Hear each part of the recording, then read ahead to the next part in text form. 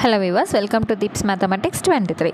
So இந்த வீடியோவில் 8th standard பழைய சமச்சீர் தமிழ் புத்தகத்தில் இருக்கக்கூடிய 2ஆம் பருவத்தில் இருக்கக்கூடிய 2வது இயல் தான் நம்ம பார்க்க போகிறோம். அதாவது மொத்தமாக பார்க்கும்போது 5வது இயல் வந்து நம்ம தெரிஞ்சுக்க போகிறோம். ஓகேங்களா? ஸோ முதல் தலைப்பு எதை கொடுத்துருக்காங்கன்னா திருமந்திரம். ஸோ இதை எழுதினவர் யார்? திருமூலர். ஓகே, இவரை பற்றி ஆல்ரெடி புது சமச்சீர் 8th புக்லேயே வந்து நம்ம படிச்சிருக்கோம் இல்லைங்களா? ஸோ இவர் வந்து என்னன்னு சொல்லுவாங்க? திருமந்திரத்தை இயற்றிய திருமூலர். ஓகேங்க. ஸோ இங்கே வந்து பார்த்தீங்களா, நம்ம ஃபேமஸாக வந்து நிறையா ஒரு கோட்ஸ்லாம் சில இதில் படிப்போம் இல்லைங்களா? உடம்பை வளர்த்தேன் உயிர் வளர்த்தேனே, உடம்பார் அழியின் உயிரார் அழிவர். ஸோ இதெல்லாமே ரொம்பவே ஃபேமஸாக யூஸ் பண்ணக்கூடிய மேற்கோள்கள் இல்லைங்களா? ஸோ இதெல்லாம் தெரிஞ்சு வச்சுக்கணும். ஓகே, இதில் இருக்கக்கூடிய சொற்பொருள் வந்து என்னதுங்க? திடம் அப்படின்னா உறுதி, மெய்ஞானம் மெய்யறிவு, உபாயம்ங்கிறது வழி வகை. சரி, ஆசிரியர் குறிப்பு வந்து ஆல்ரெடி நம்ம புது சமச்சீரில் படித்தது தான் இங்கே உங்களுக்கு அப்படியே வந்து இருக்கும். ஸோ பெயர் வந்து மூலன் அப்படிங்கிறது பெயர், திருங்கிற பெயரடையை வந்து பெற்று அதனோட அர் அப்படிங்கிற மரியாதை பண்பு. சரிங்களா? திருமூலன் அப்படிங்கிறது வருது. ஆனால் நம்ம என்ன சொல்கிறோம்? திருமூலர்னு சொல்கிறோமா? அப்போ அந்த அருங்கிறது என்ன சொல்கிறாங்க? மரியாதை பன்மைன்னு வந்து சொல்கிறாங்க. ஸோ இதெல்லாமே சேர்ந்து தான் திருமூலர் அப்படிங்கிற பெயராக வந்து இவருக்கு மாறிடுக்கு. ஆக்சுவலாக இவரோட பேர் வந்து மூலன், திருங்கிற பெயரடை வச்சுக்கிட்டு பின்னாடி ஒரு அர் சேர்த்து இது வந்து என்னவா மாறிடுது? திருமூலர்னு வந்து மாறிடுது. இவர் வந்து 5ஆம் நூற்றாண்டுக்கு முற்பகுதியை வந்து சேர்ந்தவர். சரிங்களா? இவர் சைவ முறைகளில் 10வது திருமுறை தான் திருமந்திரமாக இருக்குது, இவர் இயற்றிய நூல். சரிங்களா? இதற்கு தமிழ் 3000ங்கிற பேரும் இருக்குது. இந்த நூலில் மொத்தமாக 3000 பாடல்கள் இருக்குது. ஸோ இந்த 3000 பாடல்கள் இருந்தனால தான் இது என்னென்னு சொல்கிறாங்க? தமிழ் 3000 அப்படிங்கிறத சொல்கிறாங்க. சரிங்களா? ஸோ இதில் ஒன்றே குலம் ஒருவனை தேவன் என்பது இந்த நூலோட புகழ்மிக்க தொடராக வந்து இருக்குது. ஓகேங்களா? இப்போ நம்ம முன்னாடி பார்த்த 2 வரிகளை விட ஒன்றே குலம் ஒருவனை தேவன்கிறதா ரொம்பவே ஃபேமஸான கோட்ஸாக வந்து இருக்கிறதா சொல்லியிருக்காங்க. ஓகேங்களா? அவ்வளோதாங்க, இந்த பாடம் வந்து நமக்கு கம்ப்ளீட் ஆகிடுச்சா? பார்த்தீங்களா, ஒரு 2 நிமிஷம் தான், ஆனால் அதுக்குள்ளே ஒரு செய்யுள் பகுதி நமக்கு கம்ப்ளீட் ஆகிடுச்சு. அடுத்தது தேம்பாவணி. ஸோ தேம்பாவணி இயற்றியவர் யார்? வீரமாமுனிவர். ஸோ புது சமச்சீரில் இவர் எழுதின செய்யுளை பற்றி தான் நம்ம படிச்சிருக்கோமே தவிர இவரை பற்றி நம்ம பெருசாக படித்தது கிடையாது. ஆனால் பழைய சமச்சீரில் இவரை பற்றின பாடங்களே நம்ம தனியாக படிச்சுட்ருக்கோம் இல்லைங்களா? ஓகே, இப்போ வீரமாமுனிவரை பற்றி நம்ம படிக்க போகிறோம். ஆனால் இவர் எழுதின தேம்பாவணியை பற்றி இங்கே நம்ம தெரிஞ்சுக்க போகிறோம். சரிங்க. ஸோ இதில் இருக்கக்கூடிய சொற்பொருள் வந்து நகைனா புன்னகை, முகைனா மொட்டு, மேனினா உடல். சரி, ஆசிரியர் குறிப்பு பார்த்துருவோமா? இவரோட பெயர் என்ன? வீரமாமுனிவர். இவரோட இயற்பெயர் கான்ஸ்டான்டின் ஜோசப் பெஸ்கி. ஓகே, சரி. இப்போ அடுத்தது வந்து இவரோட பெற்றோர் பெயர்கள் வந்து கொடுத்துருக்காங்க. இவர் பிறந்த நாடு இத்தாலி. சரி, இவருக்கு தெரிஞ்ச மொழிகள் என்னென்னா இத்தாலியம், லத்தீன், கிரேக்கம், எபிரேயம், தமிழ், தெலுங்கு, சமஸ்கிருதம். இவ்வளோ லாங்குவேஜஸ் வந்து இவருக்கு தெரியுமா? இவர் பண்ண சிறப்புகள் என்னென்னா இவர் 30 வயதில் தமிழ்நாட்டுக்கு வந்து காப்பியம் வந்து படைத்தது தான் வந்து சிறப்பு அப்படின்னு வந்து சொல்லியிருக்காங்க. ஓகே, இவர் இயற்றிய நூல்கள் என்னென்னு பார்த்தீங்கன்னா ஞானோபதேசம், பரமார்த்த குரு கதை, திருக்காவலூர் கலம்பகம், தொன்னூல் விளக்கம், கித்தேரியம்மாள் அம்மானை. ஓகேங்களா? சரி, அடுத்தது இவரோட காலம் வந்து கொடுத்துருக்காங்க. நூல் குறிப்பு வந்து பார்த்துருவோமா? ஸோ நூல் குறிப்பில் தேம்பாவணி எப்படி பிரிக்கலாம்னா தேம்பா கூட்டல் அணினும் பிரிக்கலாம், தேன் கூட்டல் பா கூட்டல் அணினும் பிரிக்கலாம். இந்த தேம்பா கூட்டல் அணி என்ன பொருள் தரும்னா வாடாத மாலைங்கிற பொருள் தருது. தேன் கூட்டல் பா கூட்டல் அணிங்கிறது தேன் போன்ற இனிய பாடல்களான மாலை அப்படிங்கிறத குறிக்குது. சரிங்களா? இந்த நூல் வந்து இயேசு பெருமானோட வளர்ப்பு தந்தையாகிய சூசையப்பரை தான் வந்து பாட்டுடை தலைவனாக வச்சு பாடப்பட்டிருக்கு. சரிங்களா?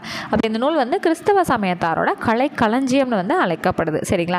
இந்த நூலில் மொத்தமாக 3 காண்டங்கள் இருக்குது, 36 படலங்கள் வந்து இருக்குது, 3615 பாடல்கள் வந்து இருக்குது. ஓகேங்களா? ஸோ இந்த மாதிரி எழுதி வச்சுக்கிட்டிங்கன்னா உங்களுக்கு ஈஸியாக இருக்கும். 3, 36, 3615. ஓகேங்களா? சரி, அடுத்தது இங்கே நமக்கு பாடப்பகுதியில் கொடுக்கப்பட்டிருக்க பாடல் வந்து மகவருள் படலத்தில் வந்து இடம்பெற்றிருக்கு. அவ்வளோதாங்க, முடிஞ்சுதுங்களா? ஸோ ரொம்பவே சிம்பிளாக இருக்கா? டக்கு டக்குன்னு முடிஞ்சிட்டே இருக்குது. சரி, அடுத்து வந்து பார்த்திங்கன்னா நாடகக்கலை. ஸோ நாடகக்கலைங்கிறது நம்ம ஆல்ரெடி புது சமச்சீர் 10ஆம் வகுப்புலேயே நம்ம படித்தோம் இல்லைங்களா? இயல் 6ல் வந்து நம்ம படித்தோம். ஸோ அதே போல் தான் எக்ஸாக்டாக அங்கே என்ன இருந்துச்சோ அதே கருத்துக்கள் இங்கே இருக்கும். அதாவது அங்கே நம்ம முழுமையாக வந்து படிச்சிருக்க மாட்டோம், சும்மா லைட்டாக நாடகக்கலைனா என்ன அப்படிங்கிற ஒரு பேஸ் மட்டும் தான் நமக்கு இருந்துச்சு. நிகழ்கலை அப்படிங்கிற பாடத்துக்குள்ளே இந்த கலை வந்து எப்படி இருக்கும், என்ன மாதிரி பண்ணி காட்டுவாங்கங்கிற மாதிரி ஒரு பேசிக்கான டீட்டெயில்ஸ் வந்து எல்லா இடத்துலையும் நம்ம பார்த்துருப்போம் இல்லைங்களா? ஸோ அதை இங்கே நிறையா கோட்ஸோட கொஞ்சம் ப்ரீஃபாக வந்து நம்ம தெரிஞ்சுக்க போகிறோம். அவ்வளோதான் டிஃப்ரென்ஸ். ஓகேங்களா? பட் அங்கே படித்தது சிலது இங்கே நம்ம படிப்போம். ஒரு 2 பேஜுக்கு அந்த மாதிரி இருக்கும். அடுத்து வரக்கூடிய ஒரு 2 பேஜ் எல்லாமே ரொம்ப ஃப்ரெஷ்ஷாக இருக்கும். நிறையா கோட்ஸ் வந்து படிக்கிற மாதிரி இருக்கும். நூல்கள் வந்து நிறையா வந்து ரெஃபரன்ஸ் வந்து படிக்கிற மாதிரி இருக்கும். ஓகேங்களா? சரிங்க. இப்போது முத்தமிழ் அந்த இயல் இசை நாடகம் இருக்குது இல்லைங்களா? அந்த 3ஆவதாக வரக்கூடியதான் என்னது? நாடகக்கலை. இது என்னன்னு சொல்கிறாங்க? கூத்துக்கலை அப்படின்னு சொல்கிறாங்க. இந்த நாடகத்தை எப்படி பிரிக்கலாம்? நாடு கூட்டல் அகம், நாட்டில் நடக்கக்கூடிய அந்த விஷயங்களை வந்து வெளிப்படுத்துறது தான் வந்து சொல்கிறாங்க. சரிங்களா? அவ்வளோதான். அடுத்தது இதை வந்து என்னன்னு சொல்கிறாங்க, போல செய்தல். ஸோ இது ஆல்ரெடி வந்து புது சமைச்ச அந்த 10ஆம் வகுப்பு பாடத்தில் வந்து இந்த போல செய்தல், அது போன்ற செய்து காட்டுதல் தான் இந்த நாடகக்கலை அப்படிங்கிறதுனால இது போல செய்தல்னு அழைக்கப்படுது இல்லைங்களா. இது ஆல்ரெடி நம்ம பார்த்துருக்கோம் இல்லைங்களா. ஓகே, அடுத்தது ஸோ தொல்காப்பியத்தில் இதை பற்றி வந்து வெளிப்படுத்தியிருக்காங்க. அடுத்து சிலப்பதிகாரத்தில் இளங்கோவடிகள் வந்து நாடகமேத்தும் நாடக கணிகை அப்படின்னு சொல்லிட்டு மாதவியை பற்றி வந்து குறிப்பிட்டிருக்காரு. இதுவுமே நம்ம புது சமச்சீரில் வந்து பார்த்துருக்கோம் இல்லைங்களா. சரி, அடுத்து வந்தீங்க அப்படின்னா சிலப்பதிகார நூலுக்கு உரை எழுதிய அடியாருக்கு நல்லார் அப்படிங்கிறவர் கூத்து வகைகளை பற்றியும் நாடக நூல்களை பற்றியும் தமது உரையில் வந்து என்ன பண்ணியிருக்காரு, குறிப்பிட்டிருக்காரு. அப்போ சிலப்பதிகாரத்துக்கு உரை எழுதினவர் யார், அடியாருக்கு நல்லார். அவர் எழுதின உரையில் இதை பற்றிலாம் வந்து குறிப்பிட்டிருக்காரு அப்படிங்கிறத நமக்கு தெரியப்படுத்தியிருக்காங்க. ஓகேங்களா. சரி, அடுத்து வந்தோம் அப்படின்னா பரதிமார் கலைஞர் வந்து செய்யுள் வடிவில் இயற்றிய தன்னோட நாடகவியல்ங்கிற நூலில் நாடகத்தை பற்றியும் அதோட விளக்கத்தை பற்றியும் அதோட வகைகள் பற்றியும் வந்து நிறையா வந்து எழுதியிருக்காரு. இது எப்படி நடக்கும், இது எந்த மாதிரி வந்து கொண்டு போவாங்க, அந்த மாதிரி ஜென்ரலான திங்ஸ் எல்லாமே பரதிமார் கலைஞர் தன்னோட செய்யுள் வடிவான நூலான நாடகவியலில் எழுதியிருக்காரு. சரிங்களா.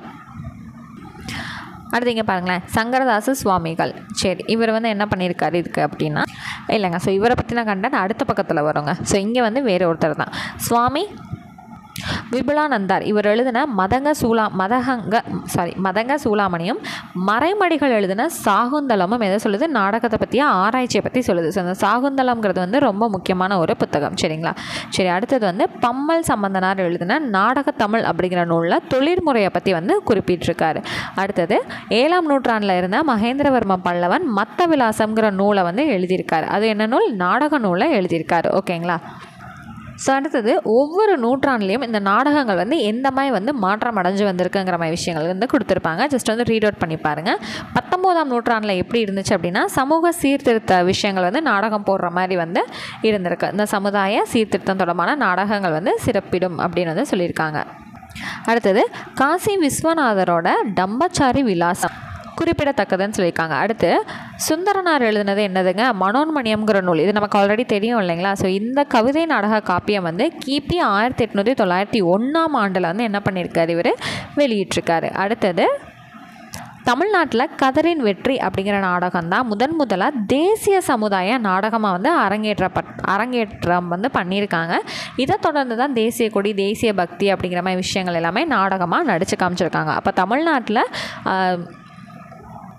தேசியத்தை பற்றி நடந்த முதல் நாடகம் கதரின் வெற்றி. ஓகேங்களா. அடுத்தது நம்ம முன்னாடி பார்த்தோம் இல்லைங்களா, சங்கரதாச சுவாமிகள். ஸோ அவர் வந்து என்ன பண்ணியிருக்காரு, நாடகத்துறைக்கு பெருந்தொண்டு வந்து ஆற்றியிருக்காராம். நாடக உலகின் இமயமலை என்றும் நாடக தலைமை ஆசிரியர் என்றும் சுவாமிகள் அழைக்கப்பட்டார். சரிங்களா. அப்போ ரொம்ப ஒரு முக்கியமான நபராக வந்து இவர் கருதப்படுறாரு. அடுத்தது தமிழ் நாடக தந்தை அப்படின்னு வந்து ஒருத்தவர் வந்து போட்டுறாங்க. யாரை, பம்மல் சம்பந்தனாரை பற்றி. ஓகேங்களா. சரி, இவர் எழுதின மனோகரன்கிற நாடகம் 70 ஆண்டுகளாக வந்து தமிழ்நாட்டில் இருந்த நாடக மேடைகளில் வழங்கப்பட்டிருக்கு. சரிங்களா. ஸோ என்ன நாடகம், மனோகரன்ற நாடகம். யாரோடது இது, பம்மலோடது, பம்மல் சம்பந்தனார் அவரோடது.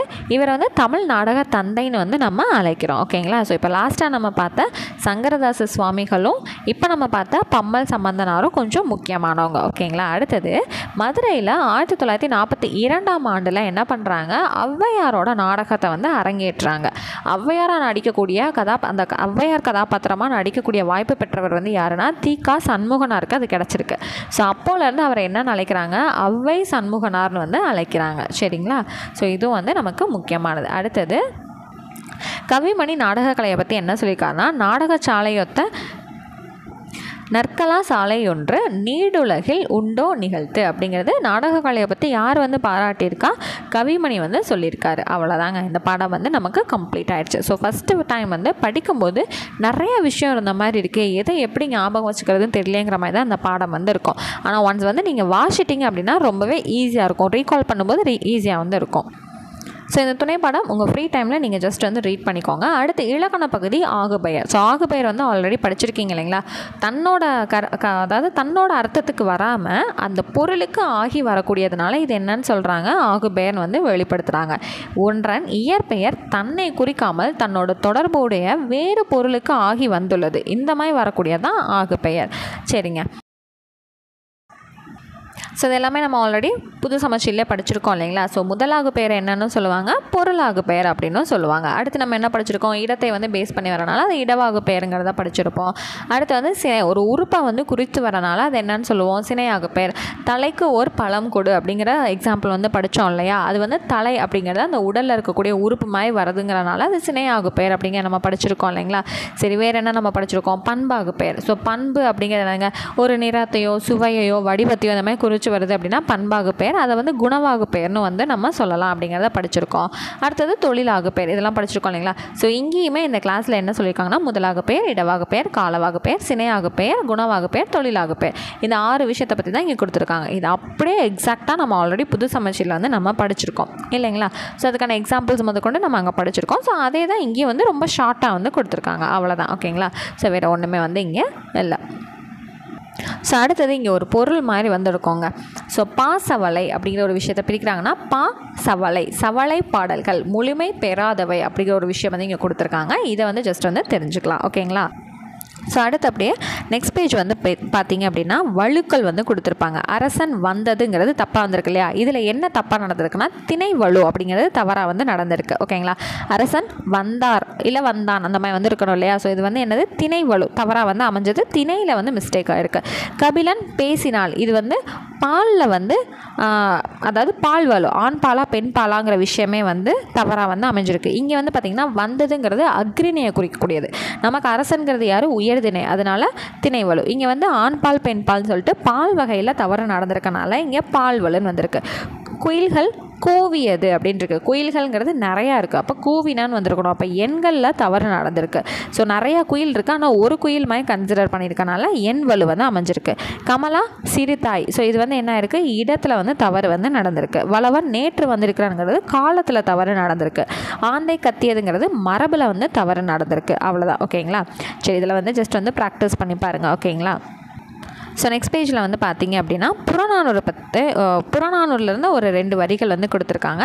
இதை நல்லா ரீட் பண்ணி தெரிஞ்சு வச்சுக்கோங்க. ஓகேங்களா. பிகாஸ் இது வந்து நமக்கு ரொம்பவே தேவைப்படக்கூடிய ஒரு விஷயம். ஸோ புறநானூறு இந்த மாதிரி விஷயங்கள் இப்போ பாரதியார் எங்கே இருந்தாலும் எப்படி நம்ம மெமரைஸ் பண்ணி வச்சுக்கிறோமோ அந்த மாதிரி புறநானூறையும் நம்ம என்ன பண்ணுறோம், இங்கே கொடுத்துருக்கனால நம்ம மெமரைஸ் பண்ணிக்கிறோம். ஸோ அவ்வளோதாங்க. லாஸ்ட் பாயிண்ட்டே இந்த இயலில் வந்து பார்த்திங்கன்னா அந்த புறநானூறு அப்படிங்கிற ஒரு பாயிண்ட் தான். அதோட நமக்கு இந்த இயல் வந்து கம்ப்ளீட் ஆயிடுச்சு. ஸோ நெக்ஸ்ட் வந்து பார்த்திங்க அப்படின்னா 3வது இயல், அதாவது செகண்ட் டேர்முக்கான 3rd இயல், மொத்தமாக பார்க்கும்போது 8th ஸ்டாண்டர்டுக்கான 6வது இயல் வந்து நெக்ஸ்ட் கிளாஸில் வந்து நம்ம பார்க்கலாம். ஓகேங்களா. ஸோ நெக்ஸ்ட் கிளாஸில் நான் உங்களை மீட் பண்ணுறேன். தேங்க்யூ.